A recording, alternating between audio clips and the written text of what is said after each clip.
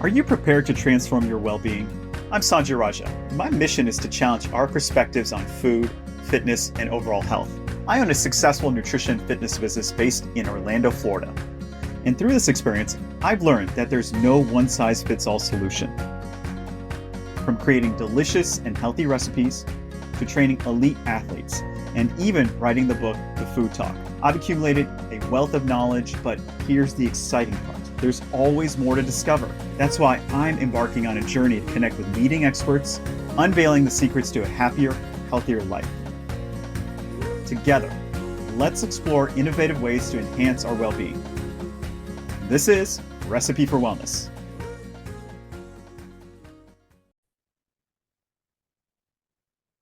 Welcome back, everyone, to another episode of our podcast, Recipe for Wellness, based off our TV show. You know, I developed a joy for cooking, and I think that hopefully comes out on screen when we show our show. That being said, what I'd like to do is bring on a special guest that I met in New York City. My executive producer, Melanie, she reached out to this individual, and we see today there's so many celebrity chefs out there, right? We see all this, Gordon Ramsay's of the world. We see all this, and we look at what they do, and we're in awe. I'm certainly in awe because I think being a chef is being an artist. And so without further ado, what I want to do is bring on Chef Sandoval, Richard Sandoval.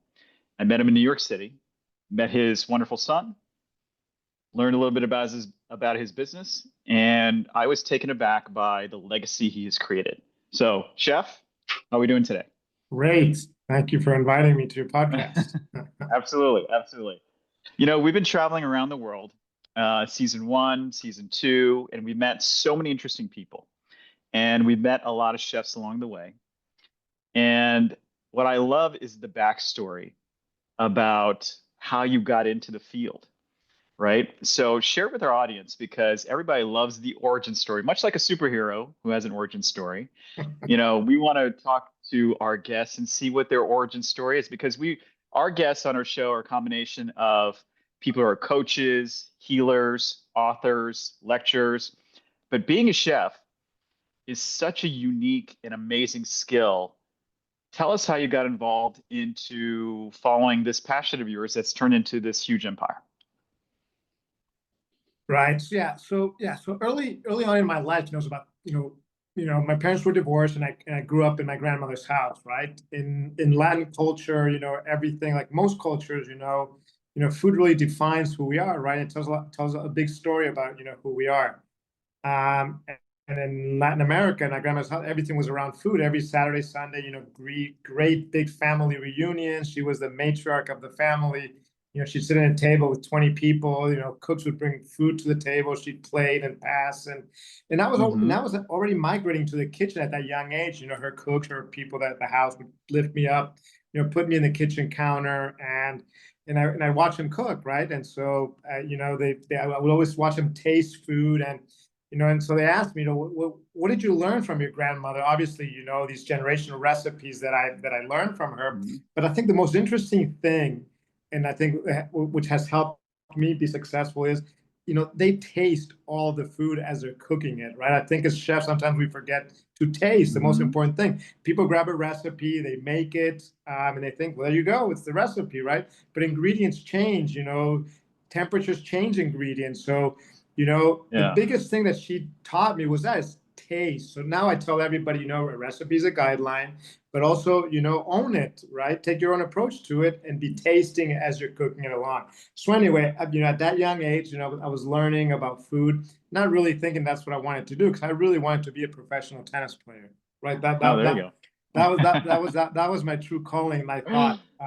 There you go. And so, but again, at that young age, I was already, learning about food. Fast forward, after playing the circuit, playing collegiate, I decided that, I was not going to make, a real living out of this unless I went to teach tennis, and I don't have the patience to teach, right? I have, as I told you, I have 2 gears. drive or park. I don't have anything in the middle. Well, So we I think, share that in common. We yeah. definitely share that in common. So I, And I'll tell you what you said there is really interesting because this is when I'm cooking for my kids or cooking for family, which I love to do. I look at the recipe as a guide and nothing more. Just get the bones of it. And then I always tell my kids, make it your own. Good, bad, or indifferent. Guess what? You're the artist. Try something new and see what happens. Right? 100%. As I like to say, like books, you don't like plagiarism. You don't want people to take a recipe from a Hmm. restaurant and say, "Oh, now I own it." But no, take the idea and then own it, right? And then make it Yes. your own. I think that's important.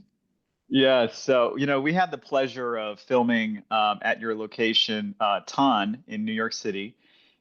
Such a great time. Can't thank you enough. Your staff, your team, and the food was just fantastic for our ending dinner for that trip. But what I loved about that was really getting to know your son. I loved about that Thank trip, you. which is he's a budding chef. He's learning from the master here, and it must fill you with a sense of pride to know that your kids want to carry on this legacy of yours. Your son being in the kitchen, your daughter running the business operation.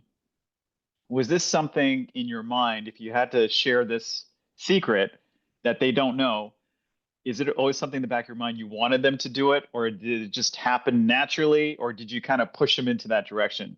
How'd you get them Good question. But there? for me, it was a catch-22 because I always told them, please don't do this, right? The restaurant industry is very difficult, long Mm, hours. Um, but in the back of my mind, I was saying, God, I hope they don't listen to me. I really do hope they come do this, even though I was pushing them away at the same time, right? yeah, yeah. And so, they both decided that because they traveled the world with me, I have restaurants all over the Hmm. world, and all they would really Yeah. get to see was, the grand openings, the parties, the people, the Hmm. photographs, the book signings, and they thought that's what the restaurant business was all about. And me, knowing that's not the truth, right? That's the front end, but on the back end, there's so much work that goes into running a restaurant that a lot of people don't know. It's to me, it's like running an orchestra. There's so many moving parts in a restaurant, right? And Yeah. it's all with human touch, and then humans are complicated, right? So not only are you training humans to run your restaurant with all the different parts, whether hostess, bartender, barback, cook, salad cook, grill cook, and everything has to come out in a planned way, like an orchestra. Yeah. And so yeah, so now that so I told them I really didn't want to do that because it was so complicated, but they only saw the beauty of it. So they decided, we want to do what you do, Dad. And so inside of me, I was like, okay, great, Dad, I like it, but I wish they look at something else also. So fast forward now. Isabella goes to Cornell to study, operations. Giancarlo goes to the Culinary Institute of America to study culinary. So I said, great. Richard Sandoval will be split into two parts now because I do everything. I wear all these hats, right? I'm a Yes. designer, I'm a cook, Absolutely. I'm a chef, I'm a human resource, Absolutely. everything. So I said they can divide the company, divide and conquer, and then each one's operations, one's culinary.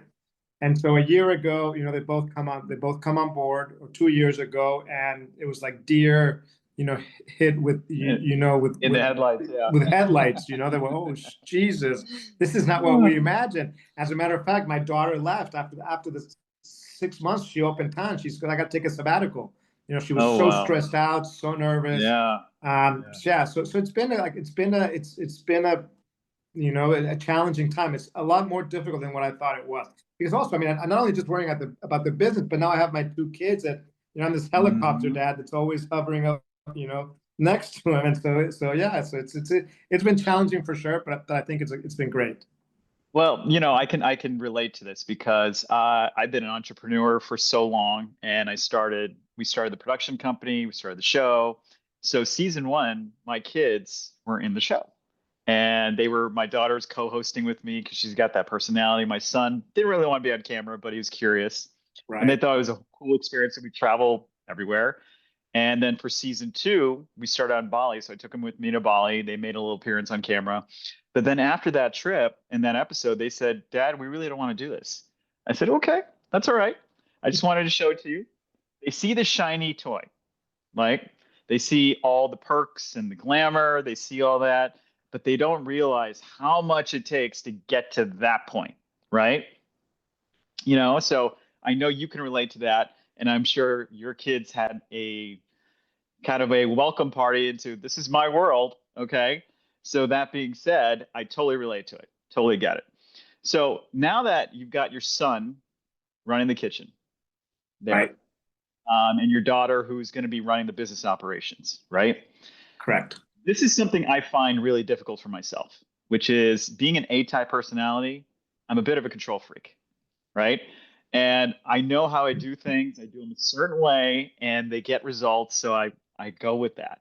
So how is it for you to be able to go, okay, I'm going to hand over the reins here. I'm going to watch it, but how hard is it for you not to jump in and go, okay, come on, let's do it this way, right? How hard is that for you? It's impossible. Like you, I'm an A1 personality, right? I'm a control freak. I control everything. I need to touch everything, to see Yeah. everything. But I think, and the hardest thing is, it's generational. These new generations have a different perspective in the world, right? How, Yes. this work balance is a thing, right? That, that has to happen. So yeah, so, I think also, with new ideas culinarily, I mean, I'm an older generation, but I thought, I evolved pretty well because I'm an, evolutionary, where I always think needs to evolutionize to continue. We've seen companies like Kodak and, phone companies, Yes. BlackBerry, that have disappeared because they did not evolve. They stayed behind, right? Right. So Right. I've always been a believer in evolution and continue to, to evolve your businesses. And also, it's hard, with your kids coming on board and, culinarily wise, with Giancarlo, or, I want to go this direction. And, obviously you got to give them creativity space, but at the same time, people come to Richard Sandoval restaurant because they know what they're going to expect, right? Boldness, Yes. flavors, and everything. Yes. So you can't just all of a sudden let go of the hands free and say, oh yeah, whatever, let's do a 360 in this direction.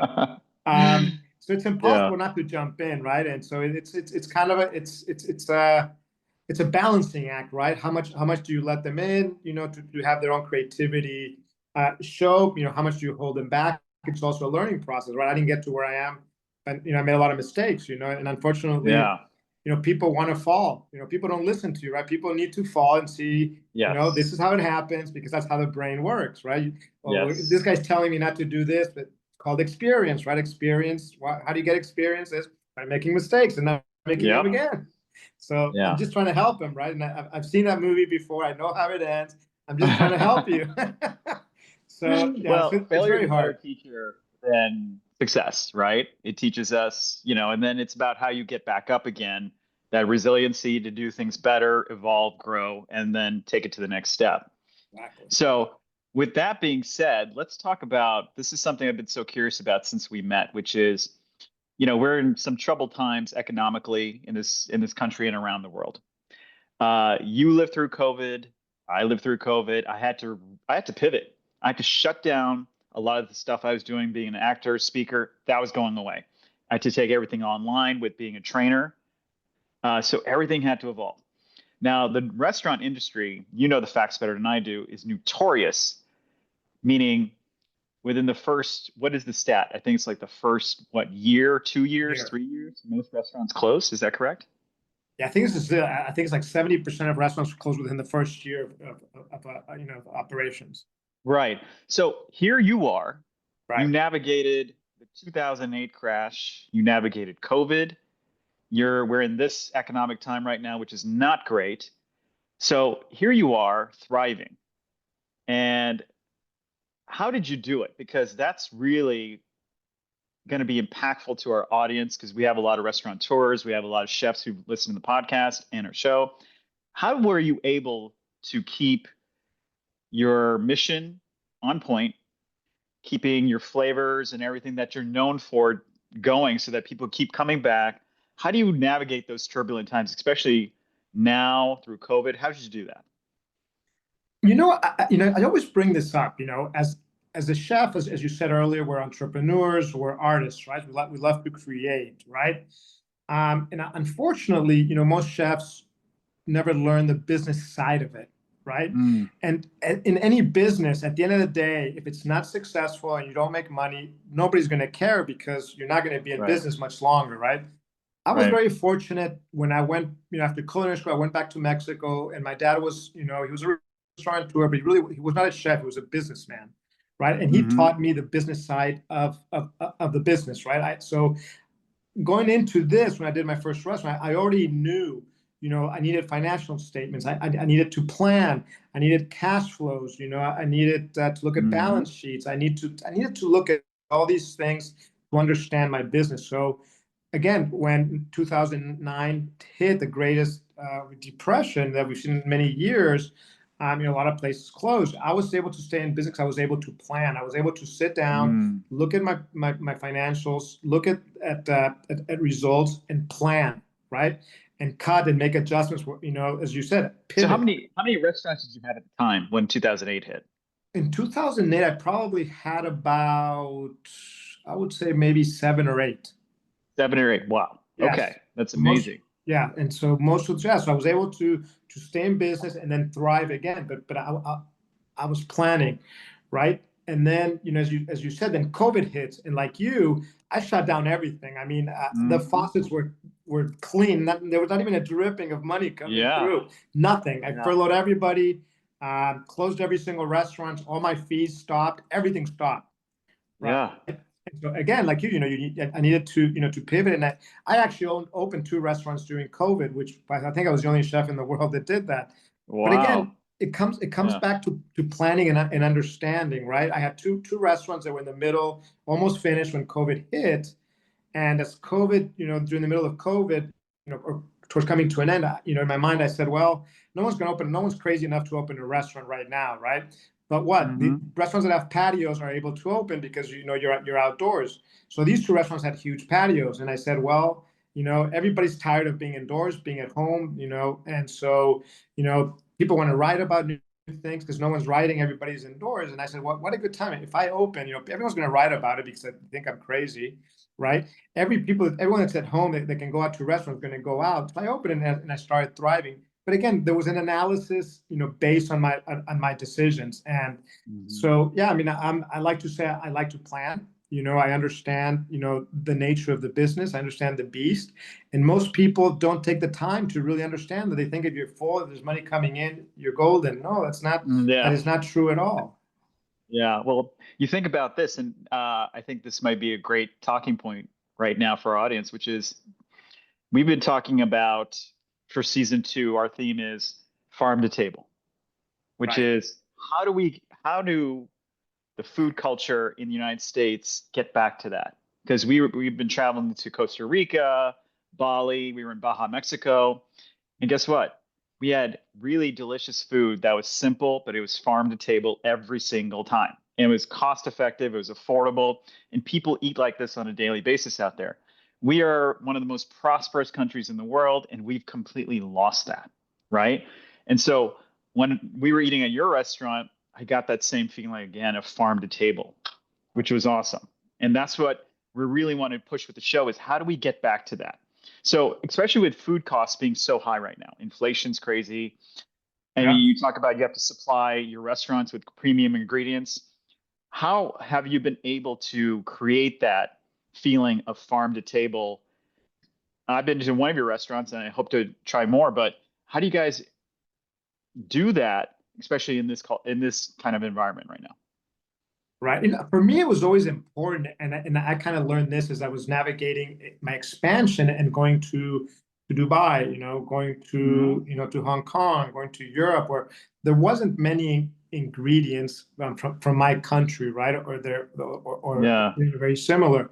And so at that time, I looked at it and I said, again, to your point that, yeah, you can just fly everything from Mexico, from the US has everything, but the blueprint, of the, the planes. So everything that we do, I think has to have a purpose now, Yeah. and if we think about it, and just me making that simple decision of not flying everything, it's a little grain of salt. If we all do it, and when that cuts down Hmm. the effect on the earth from all these planes, from all the gas. I mean, it's a huge problem, right? And so what I did is I drew a map and I said, okay, so I can't get this, but India's close to Dubai, right? And they have chilies and they have a lot of spices. So let me see what they have that has a similar flavor profile to what I have, and then I can bring it in, Nice. and I can bring it in from India. I don't have to go to Mexico, to Latin America, which is much farther. So I've always had an interest in going local, going sustainable. Yes. 'Cause Yes. I think it's huge, because otherwise we're not going to have fish. We're going to Yeah. deplete everything that we have. I mean, the bees. I have that Viva Abejas campaign that I started. The habitats are dwindling. So all these things are happening that someone's knocking on our door and saying, guys, you guys are ruining the world. It's time that Yeah. you leaders in the industry, you, myself, and other chefs, take call to action, right? And look at what's Yeah. happening. And if we all unify and do it together, it'll happen. But most people say, oh, just me by myself, I can't. No, it's not you by yourself. It's us united, right? So doing all Yes. these things and being really, conscious and intentional, we will be able to get people going back to farm and table. We are already seeing a 20% decrease in drinking around the globe. So what Hmm. you're doing, wellness is not just a word anymore; it's a thing. People are Yes. really worried about wellness. Me myself, I'm 58. I don't drink anymore. I don't smoke. I go to the gym. I don't eat Hmm. meats anymore. So there's all these things that I'm doing, and I feel a lot better, right? So Yeah. I think if people like myself can kind of, be intentional and be an example for people, I think we can get back to that. And you're 100% right. I love going to Bali. I feel good in Bali, right? Hmm. Because you just feel like it's authentic. It's everything's coming from a farm or from somewhere. It's not in a bag, and it has all these preservatives and all this stuff that your body cannot digest. Yeah, I keep telling the story. I was in India in January 2025 visiting family. But before that, me and the kids, we went to the Himalayas. Always wanted to see it. And I ate rice and bread all day, didn't gain a pound. Felt fantastic. It was awesome. I come here, I will never do that. I can't do that. I gain weight. I feel lethargic. I feel all these things. So I just, it shocks me that it's one of our God-given rights to basically have quality food that's grown on this planet that doesn't make it to the table because we process it, we repackage it, we create food to extend shelf life, which is the trend I've noticed here. That's what we're doing with bread, with everything. And I'm sitting down at your table at your restaurant, and I just feel like, wow, I feel like I'm at home because it's like this is stuff that I would make if I knew how to make this stuff. And it just feels quality. You feel good. You don't feel lethargic. You just feel really, really good about yourself. So one of the themes of the show is that taking care of your health before it goes downhill. That's when most people address their health, is when it starts going downhill. Then they start taking care of it, right? So it's just being proactive, not reactive. And we always talk about food as medicine, not just as fuel, but using it as medicine.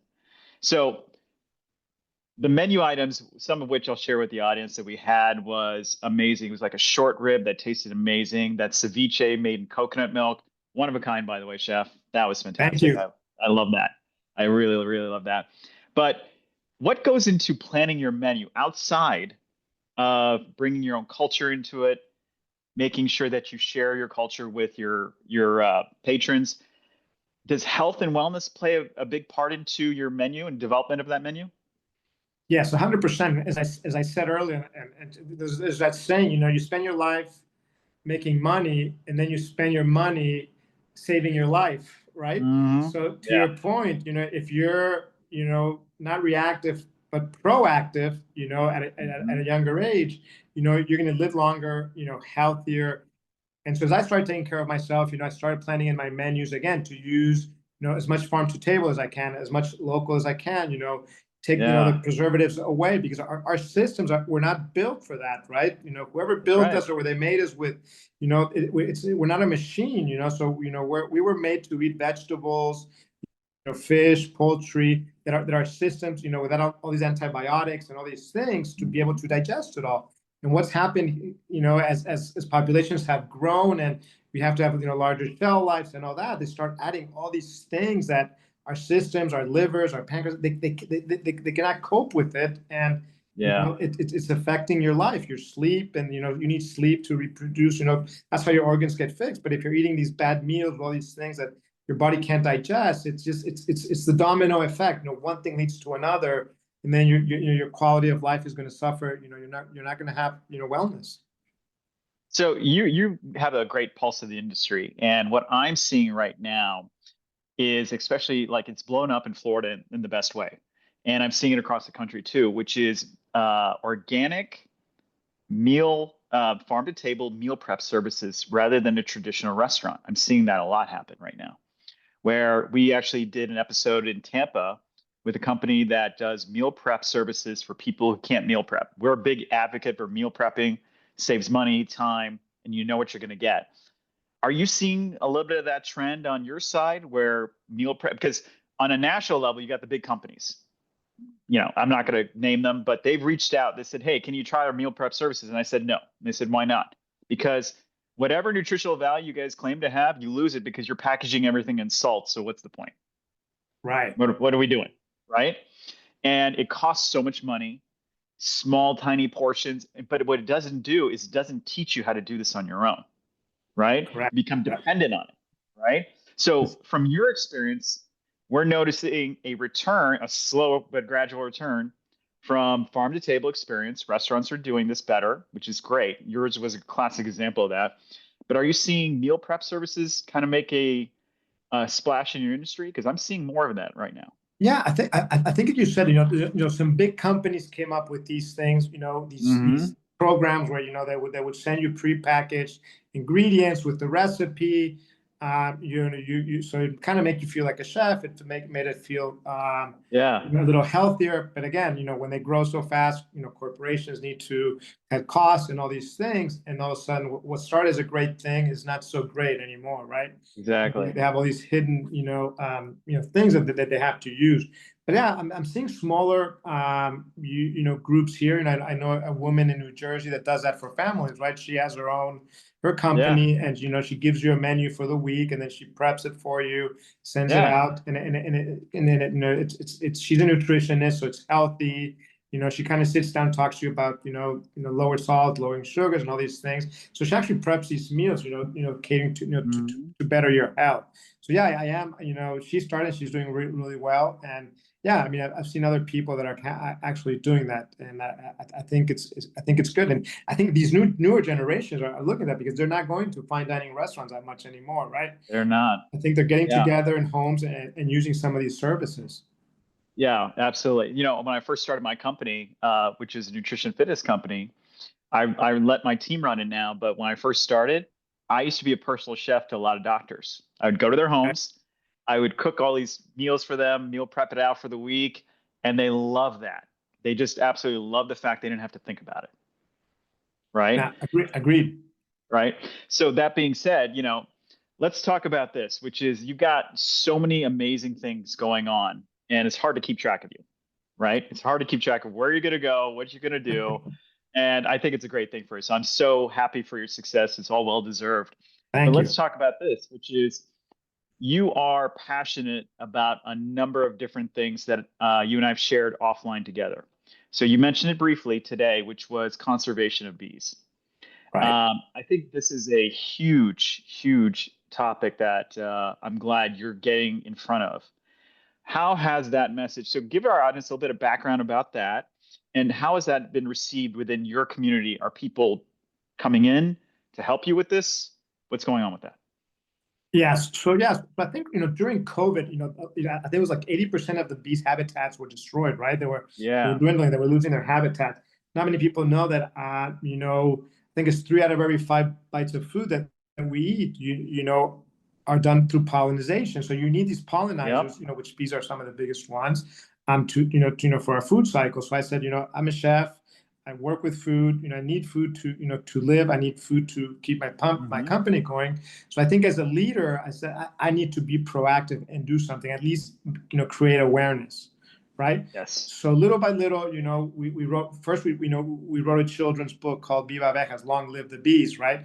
I've always felt education is probably the most important factor to be able to change, whether it's a culture or country or something. It all starts with the younger generations through education, right? If they can Yeah. understand why it happens, the whys, then they would be more interested in it. So we started doing a lot of book readings, the Ronald McDonald House, hospitals, preschools, Hmm. and it was amazing. I was blown away by how these kids would come to these, or I would go to do the book reading. Sometimes we take them to the Four Seasons, to give them tours to the kitchen. Then we sit them outside. I'd read the book and talk about the bees. And it's funny, all kids thought that bees are bad, that you have to kill them when you see them because they're by the pool, they're going to sting you, and it's a bad thing. So they, Yeah. so right there, I mean, that's not good because they don't think, they don't know the real story behind bees. Hmm. So yeah, Yes. so I felt if I did something like with this book, and then we have also partnerships with some of the hotels where beekeepers bring beehives to the hotel, Yeah. and the guests can kind of go there, read about them, understand, look at them. Then we have the byproducts, the honey, the wax, and do certain things. And then I think it has Hmm. created awareness. We partnered up with some liquor companies. We went to Merida, I think last year, and partnered up with Aquafinca, because they have all these orange groves that, depend on pollination. So we put some of our beehives in their big orange groves, and yeah, and so yeah, it's thriving and it's doing all these things, but more than anything, being proactive and create awareness so that people knows it is a problem, right? Yeah. So what we're going to make sure and do is we'll put some information about Great, that on our site awesome, for our audience and our podcast audience as well. So that's one of many passion projects you have. It's so hard to keep track, and I love the fact you're so diverse. I got a sneak peek at one of the other passion projects that you have, and without giving it away, but it is about how you are passing the flame to your children, right? And we talked a little bit about that. What came about? What was the inspiration to shoot that little video and see where it goes as far as passing the torch to the next generation and giving the world a sneak peek into your life? What was the inspiration behind doing all that? right. So yeah. So as I'm going to be 60. I want to retire. By the time I was 65, and so I think as you grow old and people will know, you begin to you know to look at all the things you've done, and how do you pass your legacy on? How do you keep whatever Hmm. you started alive? And so I did two things. As you said, one was kind of a in a program. I'm passing the legacy of the business to my kids.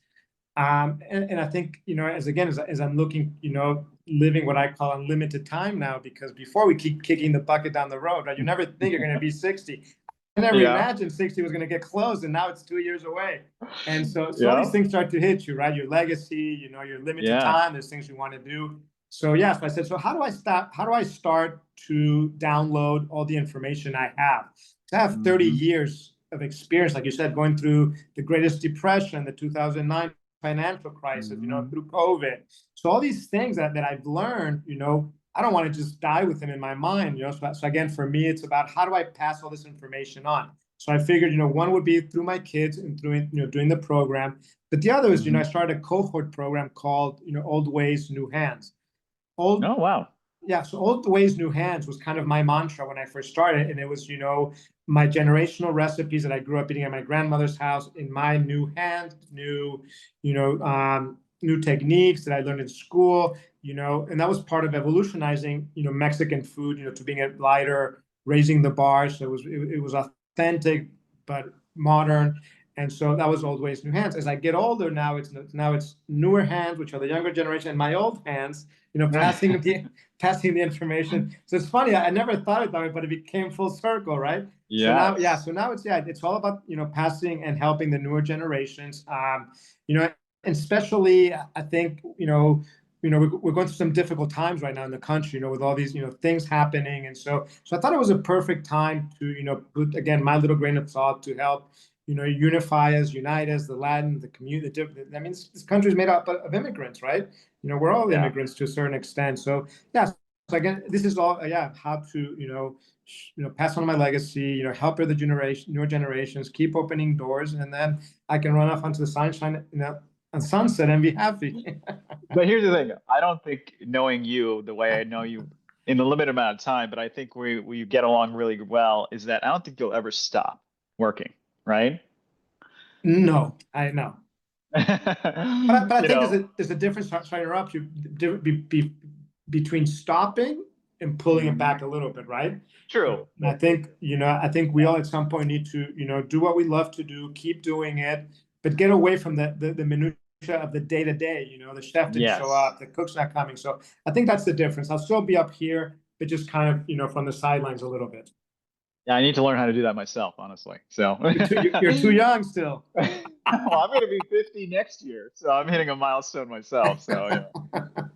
So here's what I Sorry to think. interrupt, but remember what they said. When you hit 50, the 50,000-mile guarantee expires, right? So you got to take That's even more true. care of yourself. That's true. Well, the funny thing is, though, I always tell people this, and that is I feel better at 49, which I'm at right now, than when I was 29. You know why? It's the stuff you didn't know or you took for Right. granted. You think you're invincible, right? So active recovery, working out, eating right, eating clean is just a normal part of my life. But in anticipation of this interview, I asked our audience to send in some responses to questions I sent out. Okay. And so here are some of the questions we wanted to ask you from the audience, Great. which is number one, you see on TV Gordon Ramsay yelling and screaming and doing all that. Was that your experience when you were coming up as a chef? Is that real? It is a real thing, but it has changed, very, very, very much. I mean, I think the days of the screaming in the kitchen, had to be Hmm. toned down. So that was like a European kind of militarized, kitchens where everything was just very, very focused. I think in today's world, there's other ways to help people understand, Yeah. make them passionate. But it was a thing. I think now you don't see it nearly as much. Okay. Okay. Because that's what you see on TV with Hell's Kitchen and all this stuff. He's yelling, he's screaming, he's doing all these things. It makes for great TV. But you think Right. to yourself, going, is that what it's really like? you I mean, so and let me rephrase. I mean, you still see some of that in the kitchen because you got to remember when you're in the kitchen, it's a short period of time of 3 to 4 hours when everybody's coming in. There's tickets everywhere. It's hot Mhm. in there. So yeah, so temperaments, boil, and you'll see Yeah. some plates flying, some glasses, but not as much as it is, televised or make for good TV, right? But you do see some of that. I will have to say. Okay. So two, the second most popular question is what does chef eat at home? It's like, you own a pizza joint, right? You're not going to eat pizza every day because you're kind of sick of it, right? So what does a chef who's highly trained, knows how to make just about anything on the planet, what does he eat at home? Exactly as you say. I mean, if you work in a pizzeria, you're not going to go home and eat pizza, right? That's the last thing you want to see. And for me, as we talked earlier, with a personality, everything, people would not believe this, but every new dish still goes through my palate, right? Hmm. And Latin food, like Indian food, is very flavorful, very bold, a lot of Yeah. ingredients. So when I go home, I built a nice outdoor kitchen with a nice grill, and so I like Yeah. to really simplify. And I also, I think, now I just like great products, some nice oils, almost like the Mediterranean diet, right? And just, Hmm. good protein, simple grilled herbs, not very spicy, Okay. but just a little milder, healthier, and just very light. Okay. So I was in Costa Rica before we saw you. Right? And I don't know if you've seen the video online, made the rounds, but what happened is my EP and I were at the airport, and then there was a guy who is selling hot sauce. And she's like, "You got to go challenge this because I'm notorious. You can't find anything that's hot enough for me. Just can't. I was born without that gene that tastes hot food. I can just eat anything." So we Right. go up there, and we end up. The guy's like, "Are you want to try?" I said, "Yeah, absolutely." And I said, "What's the hottest thing you got?" And he warned me like 3 times. I was like, "You don't know who you're dealing with here, dude. So let's go." And so I ate this thing, felt nothing, and it's on camera. And he shakes my hand, says, "You're the champion." It was like ghost pepper. It was Carolina Reaper, all this Wow. stuff. Now, I know the Latin culture and the Indian culture share heritage of spicy food. So Correct. do you feel heat? Do you like, are things too spicy for you? Or are you like me, which is impervious to all heat? Right. I always like to say, because I use chilies different than most people in the sense that I look as a chili as an herb, right? Mm. And because most people just want that fire, and I believe that if you do that for most people, like you and me, I think like you said, we either don't have the gene or we've developed a tolerance because we've been eating all our lives. So our Yeah. tolerance is much higher than most people, right? Yeah. So what's a 10 for me for most people is probably like a 20, right? It's just Yes. like they can't live with it. So yeah, so I've learned to tone it down. I mean, I do have I love chilies on everything, right? Even when I eat simple Yes. food, I'm grilling, I'll rub some I'll grab some serrano and just rub it on my protein Yeah. to get some to get Absolutely. a little bit of heat. But I think chilies are better enjoyed, on its different guises, right? Sometimes you're moving some of the seeds, the veins to get the habanero taste, but not Right. the tanned heat. So I think it's cool to play around with them to get the Yes. end result, and also more than anything to keep you within the tolerance level that you can manage. Yeah, I think my daughter inherited this from me because she eats chilies and peppers like it's going out of style, which is crazy. But it's all good. So the third most Life without a chili is not life. exactly, it's boring. It's really boring. So here's the third most popular question from our audience, from the TV side and the podcast side, which is there's a I'm an actor. I've got my SAG card. I've been TV and film. So you as a chef, I'm sure have watched a lot of movies and TV shows. What is the most accurate depiction of life as a chef? If you had to name one movie and a TV show. I mean, I think the bear. Yes, I've I heard think really good things about that. I haven't seen it yet, honestly. yeah, I think that really portrays the life in the restaurant industry, right? I think it portrays it really well. And Hmm. I mean, the movie, I mean, there was that one about actually that Indian chef, right? And I can't remember the name of it, but his family, I think they moved to Europe, and he's very passionate of food, and he's able to build a restaurant and really kind of go to a place where people didn't like spicy food and didn't like spice. I don't know if it was Holland or somewhere, but he's able Okay. to bring people together through his restaurant, and get them to really enjoy all this Indian food that was very different to what they were used to. And it's kind of my story. When I started in New York 30 years ago with Maya, Mexican food was seen from a very different lens than it is today, Yes. right? And so Yes. my goal was that, is to introduce people to the really authentic Mexican food. Not that Tex-Mex is not authentic, but it's different. It's not what I was used to in Mexico. So now I think they can make the separation and say, well, Tex-Mex is one thing, and then authentic Mexican is another. So yeah, so I really enjoyed that movie about this Indian gentleman I'm being a I'm gonna chef. have to look up. I'm gonna Yeah, look that up and yeah, check yeah. that one out.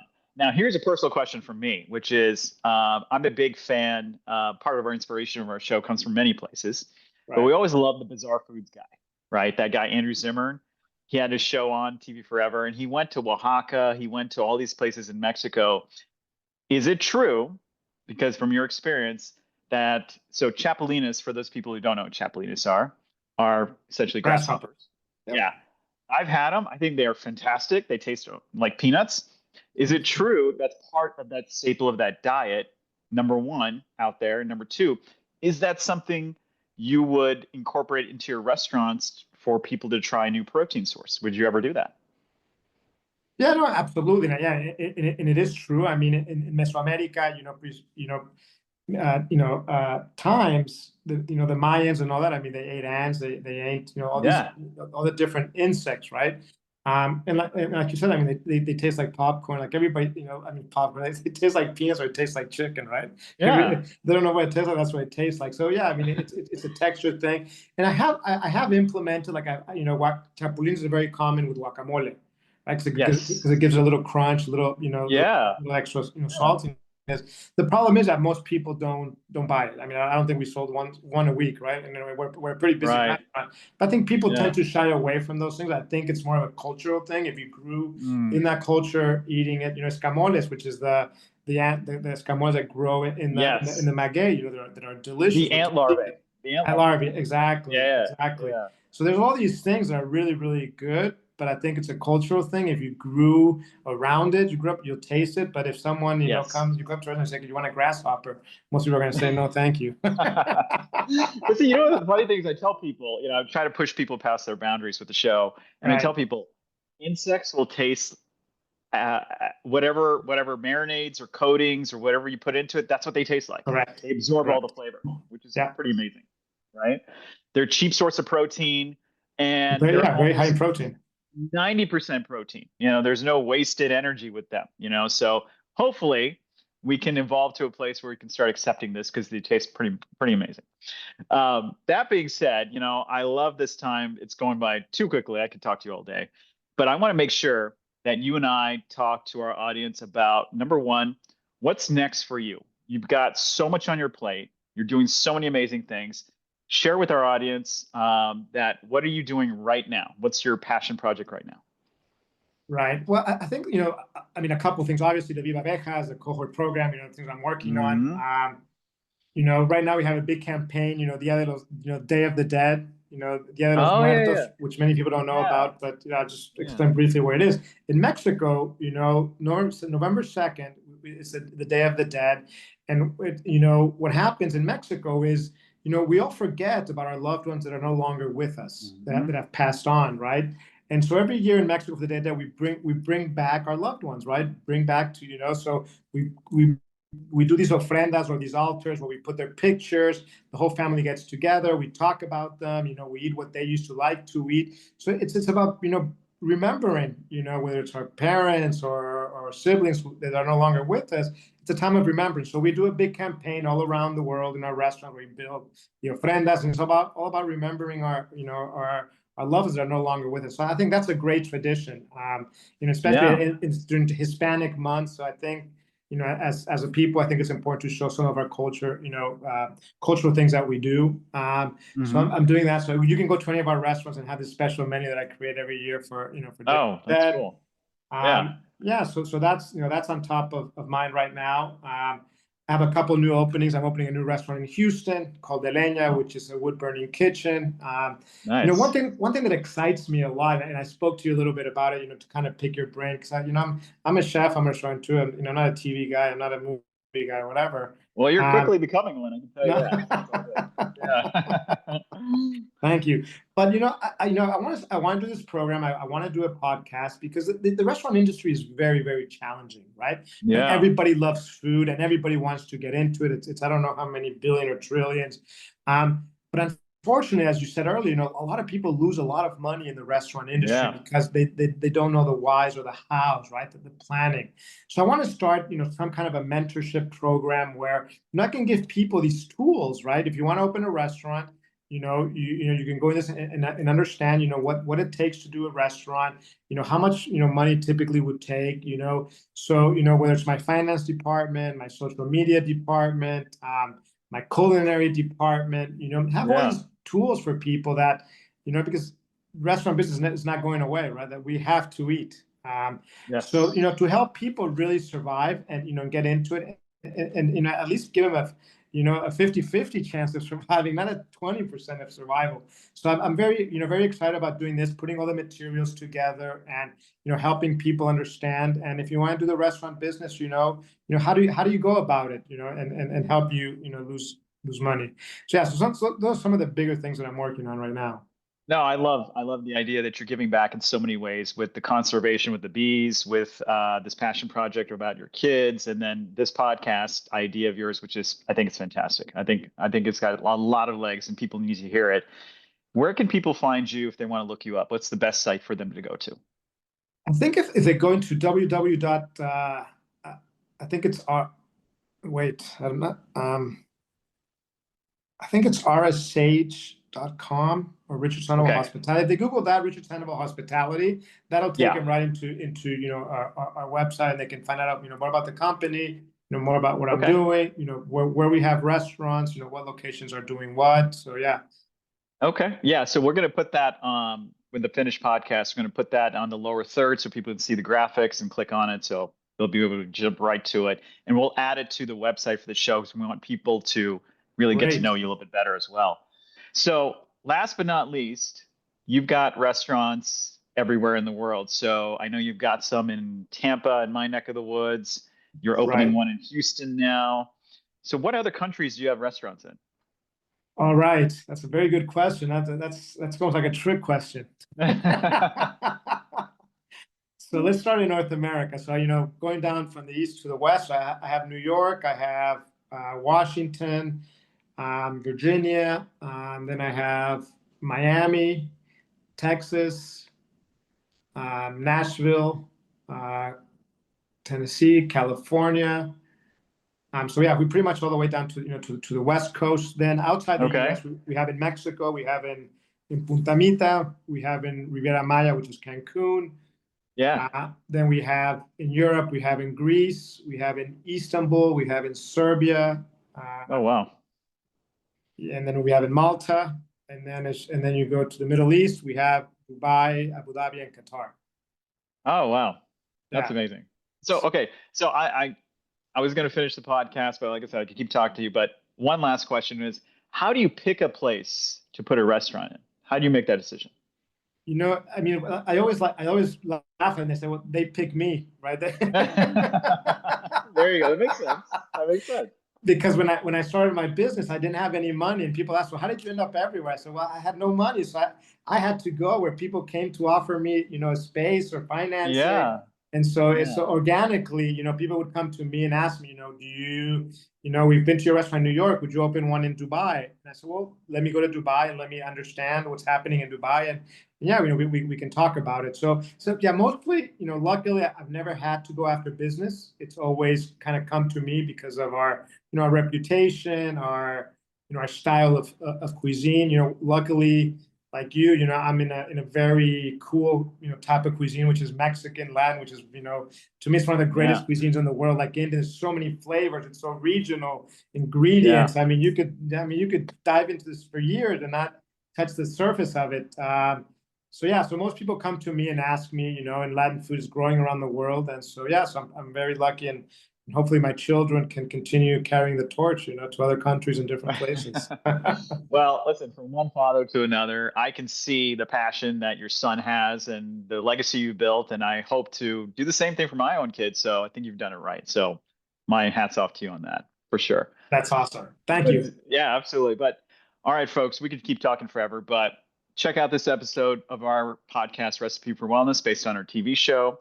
And we will catch Chef Sandoval in episode 6 of season 2, which is going to air next year. It's right around the corner, which is amazing. And we actually are going to be on a number of different platforms, not just PBS. So we're expanding, we're growing. We can't wait to share it with the world. And we're glad you're growing with us as well. So thank you again for your time. Safe travels to you. You and I are going to connect no matter what happens. And our audience, thanks you for your time. And we'll see you again down the road. Thank you. Absolutely.